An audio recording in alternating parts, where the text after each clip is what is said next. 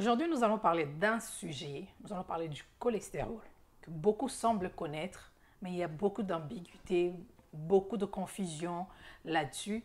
C'est pour cela que nous avons reçu un médecin que certains d'entre vous connaissent qui va nous donner des explications.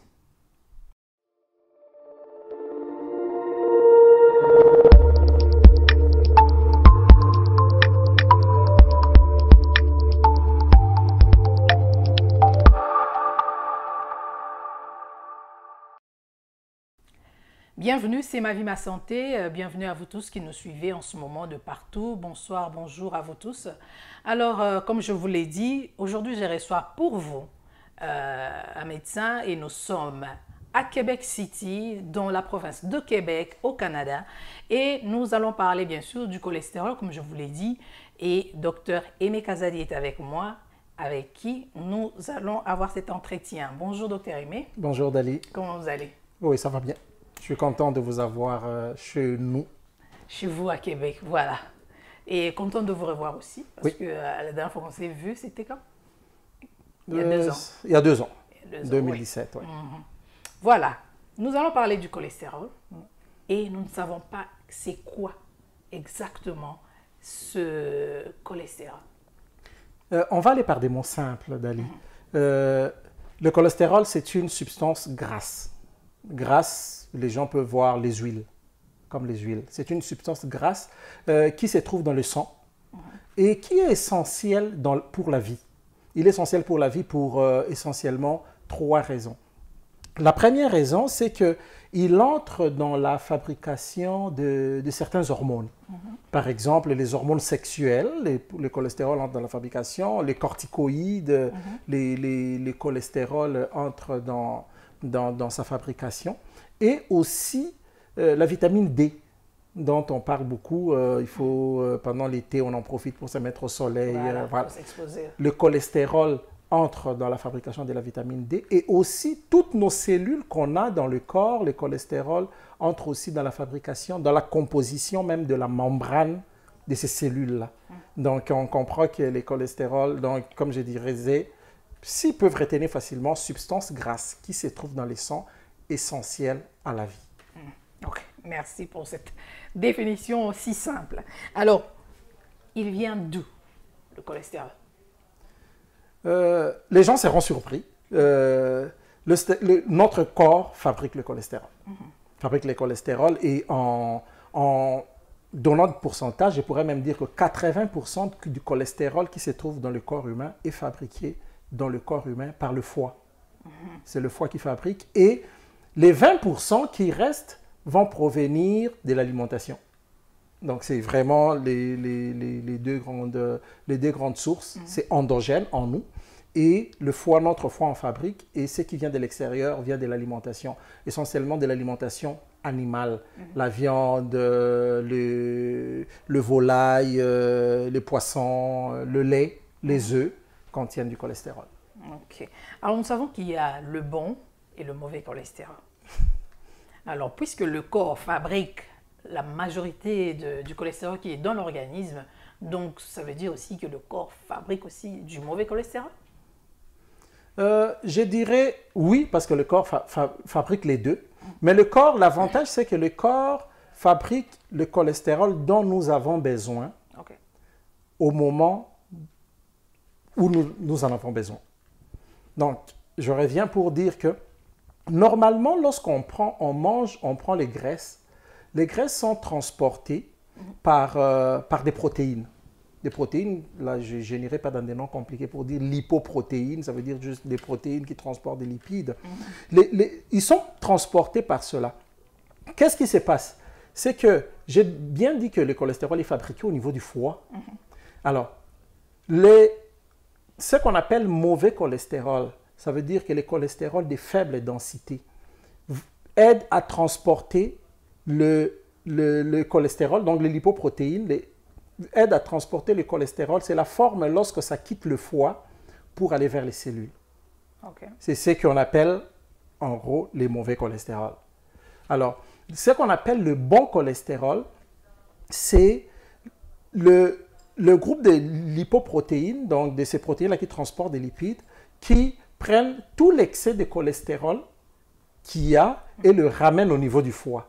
Tu vois, lorsque ça les ramène au niveau du foie, il n'y aura pas beaucoup de cholestérol dans la circulation, dans la circulation sanguine, et ça fera que ça ne posera pas de problème. Donc, le mauvais cholestérol, c'est celui qui quitte le foie. Qui quitte le foie pour amener au niveau des cellules. Donc, ça remplit le sang avec du cholestérol. Mais les bons, c'est celui-là qui ramène le cholestérol excessif ou qui n'est pas utilisé vers le foie. OK. Alors, quand est-ce qu'une personne peut se dire que voilà, mon taux de cholestérol est élevé? Est-ce qu'il y a des symptômes pour savoir cela? Malheureusement pas. Malheureusement pas. On ne peut pas savoir dès le départ que j'ai un taux de cholestérol élevé. Tu ne verras pas que tu es en train de transpirer l'huile ou bien quelque chose d'anormal va se passer. Ou non, parce que j'ai une peau grasse, sûrement que j'ai du cholestérol. Non, ça n'a rien à voir avec tout ça. Ce qui signifie que pour le savoir qu'on a un taux de cholestérol élevé, c'est juste une prise de sang. On amène le sang dans un laboratoire et à ce moment-là, on pourra dire par rapport aux valeurs qu'on a, dire qu'on a plus de cholestérol ou pas. C'est pour ça que j'aimerais aussi dire à nos amis qui nous suivent, c'est très important de faire un check-up chaque année, n'est-ce pas, docteur? Je dirais, je nuancerai. Je nuancerai par rapport à chaque année. C'était une mode il y a quelques années. Même les écoles de médecine enseignaient ça et recommandaient que les personnes aillent faire des examens, on appelait ça examen annuel, chaque année. Mais après, tu vois, la science, on évalue toujours pour voir dans quel sens on y va. On s'est rendu compte que c'était une perte de beaucoup de ressources dans ces sens-là, parce que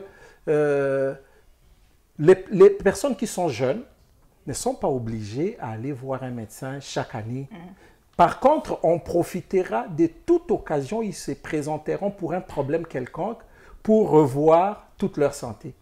Donc, ça fait que, je donne un exemple, si une personne, nous sommes en 2019, si une personne n'a pas vu son médecin depuis 2014 et qu'en 2020, il a un problème de gorge ou quoi que ce soit, ou il ne se sent pas bien, il y va, et que cette personne-là a 40 ans en 2020, c'est à ce moment-là que le médecin va revoir. Tu as 40 ans, qu'est-ce qu'on doit vérifier par rapport à ton âge maintenant? Là, on a trouvé que c'était plus efficace que de recevoir cette personne-là depuis 35 ans, à 36 ans, à 37 ans, à 38 ans, à 39 ans. Ça n'allait pas servir parce qu'il n'est pas autant à risque et cet examen-là n'apportait pas quelque chose de... pas quelque chose de positif dans ce sens-là. Donc, actuellement, c'est des examens effectivement recommandés par rapport aux âges et en tenant compte de risques et de toute opportunité de santé. Voilà. Alors, quelles sont les personnes à risque de cholestérol élevé? Voilà, donc ça devient important. Chez les hommes, par exemple, dès qu'on atteint 40 ans et plus, c'est parmi les groupes qui a du cholestérol élevé. Et aussi, les hommes qui ont un embonpoint. Ça veut dire que lorsqu'on prend un périmètre abdominal, par exemple, qui est plus de 102 cm, 1,02 cm, chez ces personnes-là, il y a plus de cholestérol. Si on considère chez les femmes, ça vient un peu plus après. C'est plus les femmes ont plus de 50 ans ou autour de la ménopause et celles qui ont un périmètre abdominal aussi supérieur à 88 cm. Mais on peut avoir d'autres pathologies ou maladies où on sait que dans ce groupe-là, le cholestérol est plus élevé. Par exemple, chez les diabétiques, chez les personnes qui font de l'hyperpression, de l'hypertension, chez les personnes qui font des maladies du cœur, on trouve des taux de cholestérol élevés. Chez les fumeurs aussi, ceux qui utilisent les tabacs, on trouve des taux élevés. Et chez certaines personnes, c'est vraiment des antécédents familiaux. On retrouve chez eux des taux de cholestérol élevés. Ils ont une... Dans ce cas, c'est génétique? Comme génétique. On dit taux de cholestérol élevé, donc on dira hypercholestérolémie familiale, par exemple, ça on peut retrouver. Et dans les circonstances où je vous ai donné par rapport aux pathologies, vous comprenez que chez les diabétiques, chez l'hypertendu, chez les fumeurs, maladies cardiaques, les taux de cholestérol élevés, ce n'est pas que ces maladies-là donnent ce taux de cholestérol-là, mais c'est associé. Ça veut dire que lorsqu'on a des taux de cholestérol élevés, ça peut entraîner facilement l'évolution de ces pathologies-là. Parlons maintenant de la prévention. Comment se comporter ou quoi faire pour ne pas avoir un taux élevé de cholestérol? Premièrement, il faut savoir combien on en a. Combien on en a, ça veut dire, c'est comme je vous ai dit, c'est juste une prise de sang. Deuxième chose, c'est par rapport à l'alimentation.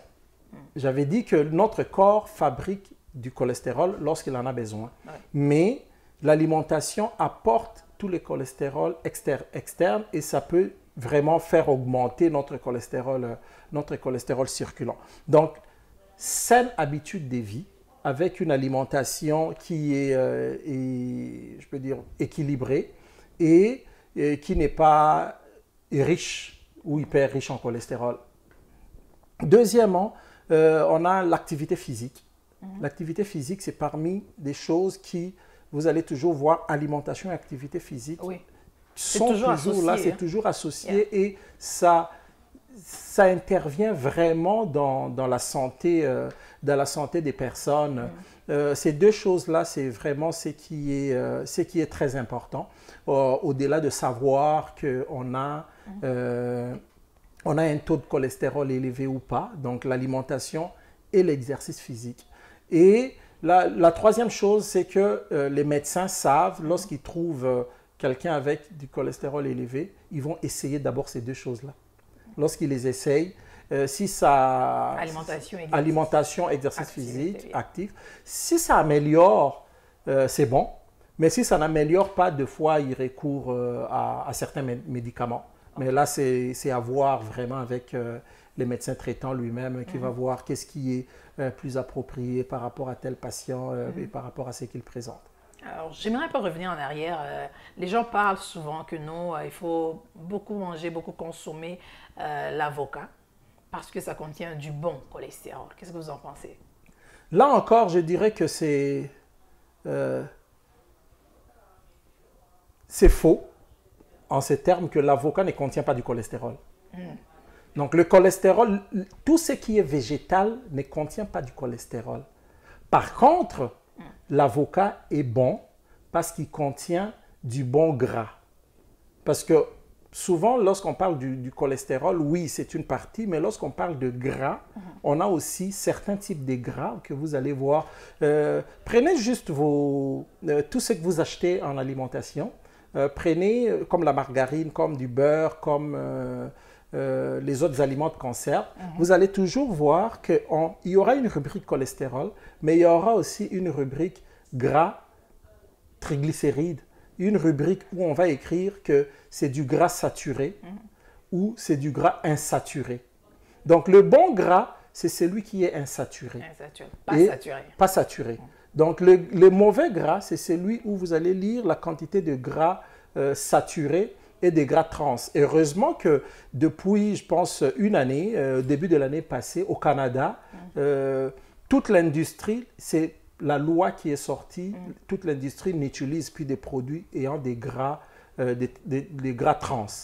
Par contre, vous allez trouver du gras saturé dans certains végétaux, comme l'huile de palme contient du gras saturé, l'huile de noix de coco, ça contient du gras saturé. Par contre, si vous prenez l'avocat, comme vous avez dit, c'est insaturé, beaucoup plus d'insaturé. Si vous prenez l'huile de canola, l'huile d'olive, l'huile même d'arachide, tout ce qui vient de grains, ça contient de la bonne qualité de gras. Mais là, on ne parle plus du cholestérol parce qu'on est dans le monde végétal. Voilà. Donc, le cholestérol, c'est vraiment animal. Voilà. Merci beaucoup. Un dernier mot? Un dernier mot, je pense que l'information qu'on a donnée a été utile ou sera utile pour ceux qui ont l'habitude de nous suivre. Et surtout, je reviens sur ce que tu as dit en dernier. Cholestérol, c'est animal.